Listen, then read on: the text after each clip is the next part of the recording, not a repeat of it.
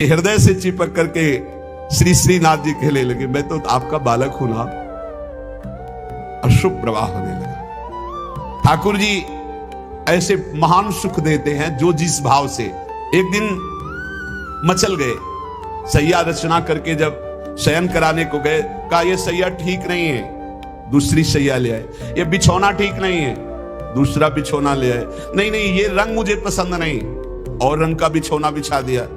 अब कितने बिछौना, कितनी सैयाएं बदल दी लालजू महाराज बार बार। ये ठीक नहीं, ये ठीक नहीं। पसीना पसीना हो गए थे गोसाई जी। गोसाई जी ने कहा कि आपको कौन सी सैया पसंद आएगी, कौन सा बिछौना पसंद आएगा? बोले बताओ, तुम सैया बनो और तुम्हारी छाती पे हम सोएंगे, क्योंकि हम यशोदा मैया की गोद में ही सोते हैं। अगर दिन में कभी अथाई में बाबा के पास गए तो उनके तोंद पे लेट के सोते, तो आप लेटो और आपकी गोद में हम। श्रीनाथ जी, श्री विठलनाथ जी गोस्वामी जी की गोद में जैसे मां की गोद में बच्चा, ऐसे श्रीनाथ जी सोए। एक दिन श्रीनाथ जी के सामने गिरिराज जी से बंदर आया, हु ऐसे किया, वो जैसे बंदर करते हु ऐसे। वो बड़ी जोर रो पड़े श्रीनाथ जी, और गोस्वामी जी सेवा में थे। तत्काल गोस्वामी जी के ऐसे गोद में चिपक गए और कहा, बंदर मुझे डर लगता है। गोसाई जी ने कहा, इस बंदर से डर लगता है? बड़े बड़े भयंकर बंदर, न जाने कितने महाबली बंदर, बड़े बड़े भयंकर राक्षस रामा अवतार में तुम कैसे मारे होगे राक्षसों को, और कैसे तुम्हारे साथ बंदर सेना थी, हमारी तो समझ में नहीं आता। ऐसे कह के मन में पर्वताकार बंदर, महाभयानक राक्षस हो। यहां छोटे से बंदर को देख के चिपक गए और डर करके कहते, मुझे बंदर से डर लगता है। जब शयन करने गए तो ठाकुर जी ने शयन में कहा कि देखो गोसाई जी, एक ही भाव रखो, एक म्यान में दो तलवार नहीं होती। यदि पुत्र माना है तो केवल पुत्र मानो, अगर भगवान मानोगे ऐश्वर्य तो फिर पार नहीं पाओगे, हम ऐसा ऐश्वर्य दिखाना शुरू कर देंगे। अगर पुत्र माना है तो केवल पुत्र ही मानो, तो तुम्हारा बेटा बंदर से डरेगा कि नहीं? तो हम वैसे ही डर रहे हैं जैसे बेटा डरता है। और अगर ये कि भगवान ऐश्वर्यशाली, तो फिर पार नहीं पाओगे, हम इतना ऐश्वर्य दिखा देंगे। एक म्यान में दो तलवार नहीं रहती। गोसाई जी जगे एकदम, और श्रीनाथ जी को देखा पास में, तो गले से लगा करके दुलार करते हुए, वात्सल्य भाव। एक दिन चूड़ी पहनाने वाली आई। गोसाई जी ने कहा कि जाओ हमारे घर में जितनी बहुएं हैं सबको चूड़ी पहना दो और पैसा यहां ले लेना आके। आपके 7 पुत्र थे तो 7 बधुएं थी। गोसाई जी ने ये नहीं कहा कि 7 बधुओं को पहना देना, कहा कि मेरी जितनी बहुएं हैं उन सबको चूड़ी पहना दो और पैसा यहां से ले जाना। अब उनकी 7 बहुएं तो चूड़ी पहनी, 8वीं श्री स्वामिनी जी पहुंच गई अपने कर कमल। ही उस चूड़ी पहनाने वाली ने श्री जी के कर कमल को देखा, अशुभ प्रवाह, आनंद मूर्ति हमारी प्यारी जो है अशुभ प्रवाह होने लगी। ऐसा उसको लगने लगा कि आनंद के आवेग में मुझे मूर्छा आ जाएगी। नीलांबर का हल्का सा घूंघट है, मनोमृणाल, मनो कमल लाल, ऐसे सुंदर कर कमल। वो सोच रही इनके कर कमल में पहनाने लायक तो चूड़ियां ही नहीं हमारे पास। श्री जी ने इशारा किया, पहनाओ। किसी तरह वो प्रेम शिथिल होते हुए जैसे जैसे इशारा होता गया वो चूड़ियां पहनाई। बहुत देर तक वह शुभ प्रवाह करती रही। इसके बाद गोस्वामी जी के पास उसको ले जाया गया। गोस्वामी जी ने 7 बहुओं की चूड़ी के कितने पैसे होते? तो उसने कहा 7 नहीं 8। गोसाई जी ने कहा 7 बहुएं, तो तू 8 की बात कैसे कह रही? तो उसने कहा मैं कसम खा के कहती हूँ मैंने 8 बहुओं को। तो बोले जब 7 हैं ही तो 8 कैसे? तो उनका मैं कसम खा के कहती हूँ 8 बहुएं थी और मैंने 8 को पहनाई है, और जो 8वीं थी वो इतनी सुंदर थी, इतनी, और रोने लगी। गोसाई जी ने कहा कि ऐसा कैसे हो सकता है, चलो इससे झंझट हटे। 8 बहुओं की चूड़ी पहनाने के पैसे दे दिए। जब रात्रि में शयन किया तो श्री जी ने गोसाई जी से कहा, उस चूड़ी वाली से क्यों झगड़ रहे थे? क्या आप प्रीतम लालजू को आप अपना पुत्र नहीं मानते? हाँ पुत्र तो है ही वो, हमारे मानने की क्या बात है। तो मैं कौन हूं? पुत्र बधू हुई कि नहीं? अगर आप कहते 7 बहुओं को पहना दो तो मैं कदापि नहीं जाती। आपने कहा मेरी सब बहुओं को पहना दो, तो 8वीं मैं हूं, मैंने ही धारण। श्री जी के इन वचनों को सुनकर गोसाई जी तत्काल उठे और बैठे बैठे रात भर रोते रहे कि लाडली जू कितनी कृपालु, कितना भाव स्वीकार करने वाली है। यहां एक बात ध्यान रखनी है कि गुरु प्रदत्त भाव के अनुसार, संबंध के अनुसार जब सेवा की जाती है तो बहुत जल्दी वो सेवा सिद्ध हो जाती है, आराध्य देव बात करने लगते हैं। भक्त की हर बात को प्रभु सुन रहे हैं। गोसाई जी ने कहा जाओ सब बहुओं को चूड़ी पहना दो, सुन रही ना श्री जी, इसीलिए चूड़ी पहनने गई। हमारा भाव दृढ़ होना चाहिए, भाव में कमी नहीं होनी चाहिए। जैसा हम भाव गुरु प्रदत्त करेंगे वैसा ही इष्ट देव अनुभव कराएंगे। जाकी रही भावना जैसी, प्रभु मूरत देखी तीन तैसी। एक अयोध्या में उमापति नाम के महापुरुष निवास करते थे। ये बहुत शास्त्रों के ज्ञाता और भजनानंदी महापुरुष थे। तो इनको अपने में भाव आता था कि मैं गुरु हूं राम लक्ष्मण भरत शत्रुघ्न का, ये मेरे पुत्र और शिष्य के समान है। तो ये जब मंदिर में जाते कनक भवन में, तो कनक बिहारी राम जी को ये माला खरीदते हो, पहन के जाते और अपना पहना हुआ माला देते कि राम जी को और लक्ष्मण जी को पहना दो, और सीता जी के लिए कहते कि आधा दरवाजा मोड़ दो, पर्दा कर दो, बहू है हमारी। ये रोज ऐसा करते, पुजारी वैसा ही कहते, जैसा ही कहते, क्योंकि महापुरुष थे उमापति जी। पर वैष्णव जन, संत जनों को अच्छा नहीं लगा कि भगवान को अपनी पहनी माला पहनाते हैं। सब वैष्णव जन खिलाफ हो गए और कहा ऐसा नहीं हो सकता, भगवान केवल तुम्हारे नहीं कि तुम आकर अपनी प्रसादी माला भगवान को पहनाते हो। तो उन्होंने कहा यदि आप लोग ऐसा कहते हो तो हमारी बात सुन लीजिए, गुरु के सामने शिष्य कभी अमनिया माला पहन ही नहीं सकता, वो हमारे शिष्य हैं। बोले हम तुम्हारी इन बातों को नहीं मानते भावुकता की, लेकिन कल से आप ठाकुर जी को अपनी प्रसादी माला नहीं पहनाएंगे। वो अमनिया माला लेके आए 10 और कहा लो पहनाओ। तो जो राम जी के गले में डालते टूट के गिर जाती, लक्ष्मण जी के गले में डालते टूट के गिर जाती। 10 माला पहना दी, वो सब टूट के गिर गई। सब संत और वैष्णव खड़े देख, बोले देखा ये भला अमनिया पहन सकते हैं जब मैं इनका गुरु हूं। वशिष्ठ भाव से वो रहते। फिर उन्होंने माला मंगवाई और सामने माला पहनी और जे ही दी कि लो पहनाओ, वो माला टूटी नहीं, वो माला धारण हो गई। पंडित जी ने सब संतों से प्रार्थना की कि ठाकुर जी को जिस भाव से भजा जाता है ठाकुर जी वैसा ही व्यवहार करते हैं। आप अपने स्वामी के रूप में देखते हैं, लेकिन ये हमारे शिष्य हैं, हमारे पुत्र के समान हैं, क्योंकि मैं वशिष्ठ भाव से रहता हूं, इसलिए प्रभु मेरे भाव का पोषण कर रहे हैं, आप लोग अन्यथा ना समझिए। और जब मंदिर जाते तो पुजारी से कह देते कि जानकी जी की तरफ का दरवाजा थोड़ा सा जैसे बहु ओट में होती है ऐसे करो, कर देते। भावानुसार पुजारी जी जे ही देखते कि उमापति पंडित दर्शन करने आ रहे तो जानकी जी की तरफ दरवाजा कर देते या पर्दा कर देते। पुजारी जी विशेष सावधानी पूर्वक ऐसा करते। ये भी भक्तों को अच्छा नहीं लगा कि तुम ये अकेले थोड़ी दर्शन करते हो कि जानकी जी का, वो हमारी माता है, हमारे सर्वस्व हैं, आप ऐसा। तो एक दिन पर्दा नहीं किया, तो जे ही उमापति पंडित जी गए तो फटाक से आधा दरवाजा अपने आप बंद हो गया। सब आश्चर्यचकित हो गए, क्योंकि ऐसा कैसे। बस ये बात समझ लो, प्रभु भाव को बहुत पकड़ते हैं, भाव ही सबसे बड़ी वस्तु है। धड़ाक से दरवाजा बंद हो गया। पंडित जी ने पुजारी जी से कहा आप कभी चूक मत करना, जानकी जी हमारी बहू है, हमारे शिष्य की है, इसलिए वो कभी हमारे सामने ऐसे नहीं, पर्दा करके। तो पुजारी ने और संतों ने जान लिया कि महामहिम भाव को प्राप्त महापुरुष है, सबने क्षमा मांगी। गोसाई जी स्वयं पद रचना करने में कुशल और गा करके ठाकुर जी को पद सुनाने में कुशल। अष्टयाम सेवा पद्धति से श्री श्रीनाथ जी की सेवा करते और 8 परम प्रवीण कीर्तनकार नियुक्त किए। श्री सूरदास जी, श्री परमानंद दास जी, श्री कुंभन दास जी और श्री कृष्णदास जी, ये 4 महापुरुष श्रीमद वल्लभाचार्य जी महाप्रभु की कृपा पात्र थे। और श्री गोविंद दास जी, श्री चतुर्भुज दास जी, श्री छीत स्वामी जी और श्री नंददास जी, ये 4 महापुरुष श्री विठलनाथ गोसाई जी की कृपा पात्र थे। ये 8 महापुरुष 8 पहर की प्रिया प्रीतम की जो लीलाएं हैं वो गा गा कर श्रीनाथ जी के सामने सेवा पद्धति के अनुसार सुनाते थे। एक बार की बात है कि श्री विठलनाथ जी श्री ठाकुर जी को भोग लगा रहे थे, तो भोग में एक तिनका देखा।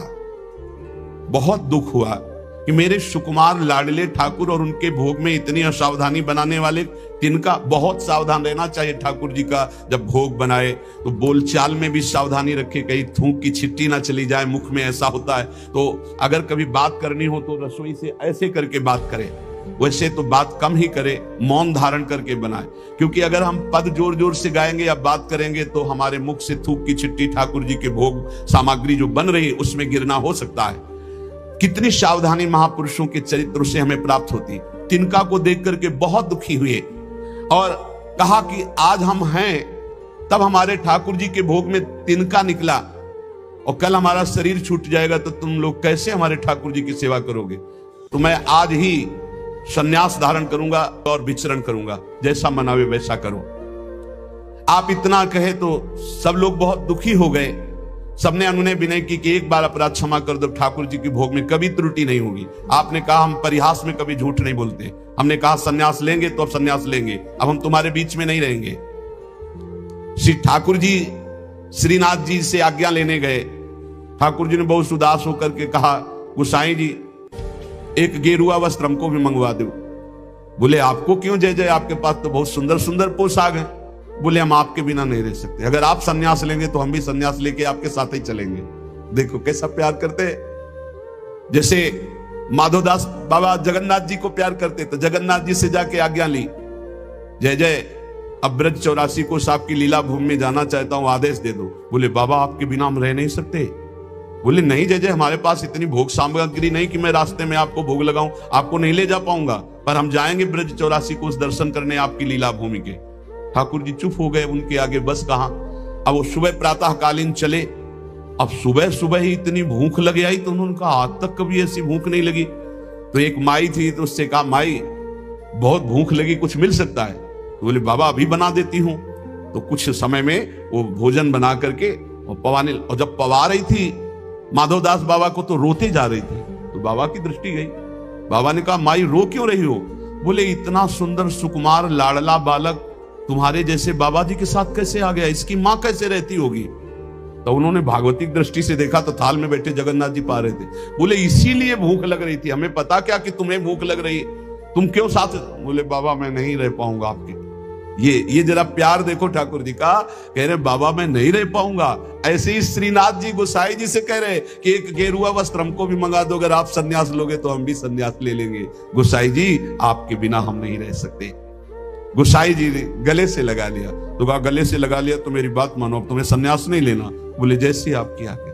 बोले सेवा में त्रुटि अगर हो रही तो मुझे दुख नहीं तो तुम्हें दुख क्यों हो रहा है। तो बोले तुम्हें दुख हो या ना हो, आप मेरे पुत्र हो, मेरे को दुख होता है कि मेरे लालन के भोग में तिनका कैसे आ गया। भाव समझिए। श्री विठलनाथ गोसाई जी स्वयं सेवा में सावधानी पूर्वक, पर कभी कभी अगर त्रुटि हो जाए सेवा में तो बहुत ही असंतुष्ट हो। यह ध्यान रखने का विषय है कि हम केवल विग्रह की पूजा नहीं कर रहे, साक्षात श्यामा श्याम विराजमान है, साक्षात श्री जी विराजमान। हम जल पिवाएं तो उसी भाव से, भोग लगावें तो उसी भाव से, पोशाक पहरावें तो उसी भाव से। श्री गोस्वामी जी शयन करते थे गोकुल में आकर और नित्य प्रति श्री श्रीनाथ जी की सेवा में आते। यहां जतिपुरा गोवर्धन में श्रीनाथ जी विराजमान थे तो आप घोड़े पे चढ़ करके आते थे। यदि कहीं आने में कुछ विलंब हो जाए तो अन्य सेवा चाहे कोई कर ले, पर आरती आप ही रोज करते थे, आरती सेवा आप ही करते थे। आज भी बल्लभ कुल में नियम चला आ रहा है कि और ठाकुर सेवा तो सब मिलके करेंगे, लेकिन आरती गोस्वामी वंशज ही करेंगे। श्री ठाकुर जी की अक्षुण्ण सेवा गोस्वामी जी अपने बालक के समान मानकर करते। जो भगवाननिष्ठ सदाचारी पुरुष होते हैं तो उनका प्रभाव सबके ऊपर पड़ता है। उस समय भक्ति का वातावरण एक बन चुका था, जिसको देखो सब भगवान की भक्ति में निमग्न। जो श्री विठलनाथ जी थे ये श्रीमद वल्लभाचार्य जी के द्वितीय सुपुत्र है। आपका जन्म प्रादुर्भाव विक्रम 1572 में काशी के निकट चुनारगढ़ में हुआ। श्री आचार्य महाप्रभु वल्लभाचार्य जी ने प्रयाग में अड़ैल में आकर आपका जन्मोत्सव मनाया। बड़े शुभ संस्कार बचपन से ही। आचार्य महाप्रभु जी के निरीक्षण में आपने समस्त शास्त्रों का सम्यक अध्ययन किया और गृहस्थाश्रम में प्रविष्ट हुए आपकी दो पत्नियां थी, रुक्मिणी जी और पद्मावती जी। श्रीमद वल्लभाचार्य महाप्रभु जी के गोलोक गमन के अनंतर उनके ज्येष्ठ पुत्र श्री गोपीनाथ जी, ये द्वितीय पुत्र से श्री विठलनाथ जी, गोपीनाथ जी आचार्य गद्दी पर बैठे, परंतु थोड़े ही समय में वो गोलोकवासी हो गए। और गोपीनाथ जी के जो पुत्र थे श्री पुरुषोत्तम जी, वो अभी बाल्यावस्था को थे, तो विठलनाथ जी को ही सारा कार्यभार संभालने को मिला आचार्य गद्दी का। ठाकुर जी की सेवा, ठाकुर जी का सब ऐश्वर्य श्री विठलनाथ जी संभाले। श्री विठलनाथ जी संभाले तो, पर कृष्णदास जी वल्लभाचार्य जी के शिष्य और ये संपूर्ण सेवा सामग्री के अधिकारी थे। यहां एक बहुत सूक्ष्म विषय निकल के आता है कि कभी गुरु और गुरु वंशज के प्रति थोड़ा भी हे भाव न कर ले, नहीं तो दुर्गति पक्की है, चाहे जितना बड़ा उपासक हो। कृष्णदास जी बहुत बड़े महापुरुष हैं, पूरे श्रीनाथ जी की सेवा के अधिकारी हैं, अधिकारी पदवी नहीं की है। अब किसी सेवा पद्धति को लेकर कृष्णदास जी से श्री विठलनाथ गोस्वामी जी ने, तो कृष्णदास जी असंतुष्ट हो गए। कभी ऐसा नहीं होना चाहिए, गुरु के समान ही गुरुवंशजों को समझना चाहिए। जैसे हमारे गुरुवंश के अगर बच्चा भी आ जाए तो हम उसके झुककर चरण छुएंगे, उसको गुरु के समान आसन पर बैठा लेंगे और नीचे उतरकर हम बैठेंगे। चैतन्य महाप्रभु ने ईश्वरपुरी जी के जब गांव में गए तो रज में लोट लोट के कह रहे थे, यहाँ के सब जीव जंतुओं की भी चरण रज हमारे लिए बंद नहीं, क्योंकि यहां हमारे गुरुदेव भगवान प्रकट हुए ईश्वरपुरी जी के गांव में। यहां त्रुटि हो रही है कृष्णदास जी से। कृष्णदास जी ने क्या किया कि जो गोपीनाथ जी गोलोक गमन हो गया था, तो उनकी पत्नी और उनके पुत्र पुरुषोत्तम जी अभी छोटे थे, उनसे बात की और गद्दी पर पूरा अधिकार कर लिया। पुरुषोत्तम है ही, क्योंकि उनके पिता गोपीनाथ जी अधिकारी थे, और हटा दिया श्री विठलनाथ जी को। और हटा ही नहीं दिया, पूरी सेवा से हटा दिया कृष्णदास अधिकारी जी ने। पुरुषोत्तम जी को गद्दी पे बैठा दिया, उनकी मां को समझा बुझा करके दस्तखत करवा लिए और श्री विठलनाथ गोस्वामी जी को हटा दिया। न श्रीनाथ जी की सेवा मतलब आना भी बंद करवा दिया। ऐसा नहीं करना चाहिए था, ये बहुत बड़ा अपराध बन गया। और बहुत बड़े महापुरुष हैं कृष्णदास जी, कोई साधारण नहीं। आगे उनके कभी चरित्र का श्रवण करना, इतने बड़े महापुरुष। गोसाई जी को सब अधिकार छिन जाने का कष्ट तो नहीं हुआ, पर सेवा छूट जाने का बहुत कष्ट हुआ। और महापुरुषों के हृदय में किसी भी तरह का यदि कष्ट हो गया तो उसे फिर भगवान बर्दाश्त नहीं करते। आपको बहुत क्लेश हुआ, श्रीनाथ जी का दुलार छूट गया, सेवा छुटवा दी कृष्णदास अधिकारी ने। आप पाराशौली में जाकर रहने लगे, पर बहुत दुखी अंदर से। और दूर तक वहां तक आते जहां श्रीनाथ जी की ध्वजा दिखाई देती है, वहां से साष्टांग दंडवत करके बहुत एकाग्रता पूर्वक ऐसे देखते मंदिर की तरफ, रोने लगते श्री विठलनाथ जी। ये बहुत बड़ी हानि का विषय, बहुत बड़ी हानि का विषय। गुरुजनों से विरोध करने का मतलब है सर्वस्व का नाश, चाहे जितना बड़ा भी कोई तपस्वी भजनानंदी हो। एक श्री रामदास जी भीतरिया जो ठाकुर जी की सेवा में रहते थे, वो श्री विठलनाथ जी की स्थिति से परिचित थे। वो रोज गुप्त रूप से समय निकालते, यद्यपि श्री कृष्णदास जी ने उनको भी मना कर दिया था, पर वो जाते और गोसाई जी को श्री लालजू का बीड़ा प्रसाद देते।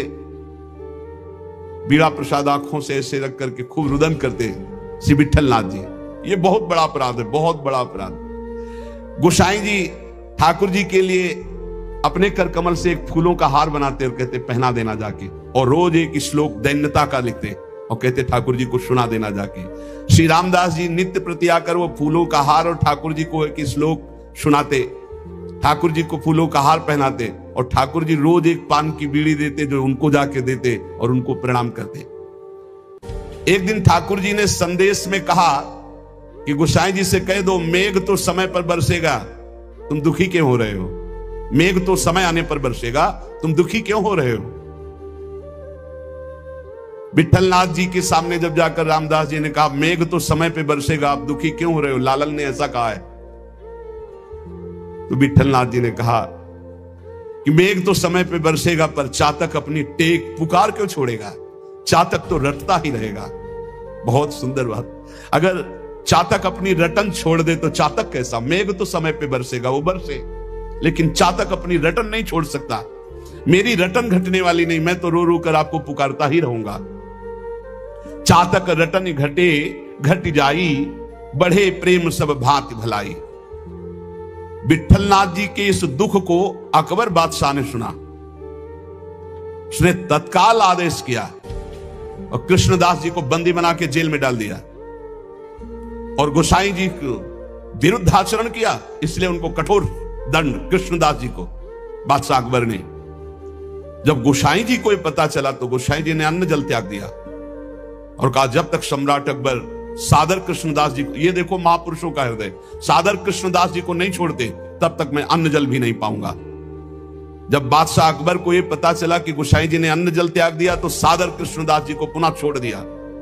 कृष्णदास जी को जब ये पता चला कि गोसाई जी मेरे लिए अन्न जल छोड़ दिए, तब गोसाई जी के पास आए और चरणों में गिरे और कहा मुझे आपके प्रभाव का पता नहीं था, क्षमा कीजिए। कृष्णदास जी ने पारासौली में आकर गोसाई जी के चरण पकड़ लिए। गोसाई जी गंभीर हो गए। महापुरुष अगर डांट दें तो बच गए आप, और गंभीर हो गए तो पिट गए आप, बस इतना समझ लो। गंभीर इसलिए हो गए कि तुमने लालन की सेवा छुड़वा दी, सब ठीक है, लेकिन लालन की से दूर रखा, दर्शन नहीं, सेवा नहीं, इसलिए गंभीर हो गए। विठलनाथ गोसाई जी को पूर्व सेवाधिकार प्राप्त हो गया। श्री कृष्णदास जी का अंतिम लीला जानते हो कैसे हुई? कुआं में पैर फिसल गया और गिर के मरे और प्रेत बने, इसी अपराध के कारण। बहुत सावधान, इतने बड़े महापुरुष हैं, उनका चरित्र है कृष्णदास जी का, बहुत बड़े महापुरुष हैं, लेकिन अपने गुरु से अपराध बन गया। गुरुवंश गुरु स्वरूप ही है, अपराध बन गया तो प्रेत योनि को, पैर फिसल गया, कुएं में गिरे और उनके प्रेत योनि को प्राप्त हुए। बहुत सावधानी की जरूरत है कि कहीं ऐसे अपराध नहीं तो चाहे जितना भजन हो, भजन बाद में तो कल्याण करेगा, लेकिन बीच में छूट जाएगा और बीच में हमारी दुर्गति हो जाए। अंतिम तो मंगल ही होगा, क्योंकि भगवान का जन कवि नामे भक्ता प्रणश्यति। जब ये प्रेत बन गए थे तब भी उद्धार गोस्वामी विठल नाथ जी के द्वारा ही इनका हुआ। अकबर क्यों कृपालु था, क्यों श्रद्धा करता था विठल नाथ जी गोस्वामी के ऊपर? एक बार श्री यमुना जी में स्तोत्र का गायन का कंचन वर्ण तेज चमकता हुआ विठलनाथ गोस्वामी जी का, तो अभी स्नान करके यमुना जी की आराधना कर रहे थे, तो उधर नौका में जल विहार करते हुए इसकी बादशाह की कोई हिंदू बेगम होगी, तो वो दूर से देखा कि तेजस्वी तो भगवान के समान है। नौका समीप ले गई, उतरकर चरणों में वंदन किया। विठलनाथ गोस्वामी जी को देखकर उसे पक्का लगा कि ये जो आशीर्वाद दे देंगे तो पक्का। तो उन्होंने कहा कि आपसे मैं एक ही आशीर्वाद चाहती हूं कि मेरे बादशाह मेरे अनुकूल रहें। हर पत्नी यही चाहती है। आप कृपा करके कोई ऐसा जंतुर बांध दीजिए, कोई मंत्र बता दीजिए, कोई उपाय बता दीजिए कि बादशाह सलामत हमारे बस में रहे, हमारे अधीन रहे। आपने मुस्कुरा दिया कि मैं एक जंतुर देता हूं, इससे बादशाह तुम्हारे अधीन रहेंगे, और दोहा लिख करके भुजा में बांध दिया। यंत्र मंत्र और तंत्र को भूल करो जन कोय, पति कहा सो कीजिए वो आप ही बस होए। ये दोहा लिख करके बांध दिया। दूर से गुप्तचर लगे रहते थे। गुप्तचर ने कहा कि विठलनाथ गोस्वामी जी ने कोई जादू टोना करके आपकी हिंदू बेगम की बाह में जंतुर बांध दिया है। तत्काल आया, जब वो महल तोड़ दिया जंतुर और उसे कहा खोला जाए, खुला गया। और जब ये दोहा पढ़ा कि यंत्र मंत्र और तंत्र को भूल करो जन कोई उपाय मत करो, ये यंत्र तंत्र मंत्र जंतर वाला, पति की आज्ञा में रहो, इसी से पति अधीन हो जाएगा। जब ये दोहा पढ़ा कि पति की आज्ञा का पालन रूप परम बल है जो पति को अधीन कर लेता है, बहुत प्रसन्न हुआ। तो कहा इसी समय मुझे विठलनाथ गोस्वामी के चरणों में जाके प्रणाम करना है और उनके दर्शन करने। तब से बहुत श्रद्धा विठलनाथ गोस्वामी जी के ऊपर, और वो आकर के गोकुल में और गोवर्धन में बहुत सी संपत्ति जमीन ये सब विठलनाथ गोस्वामी जी को दी। श्रीमद वल्लभाचार्य महाप्रभु जी ने पुष्ट मार्ग का प्रवर्तन किया। विठलनाथ गोस्वामी जी ने उसका बहुत प्रकाश किया। श्री सूरदास जी, कुंभनदास जी, परमानंद दास जी, कृष्णदास जी, ये वल्लभाचार्य जी के शिष्य, और नंददास जी, चतुर्भुजदास जी, श्री गोविंद दास जी, श्री चीत स्वामी, ये विठल नाथ जी के शिष्य, ये रात दिन ठाकुर जी की सेवा में, पद गायन की सेवा में रहते थे।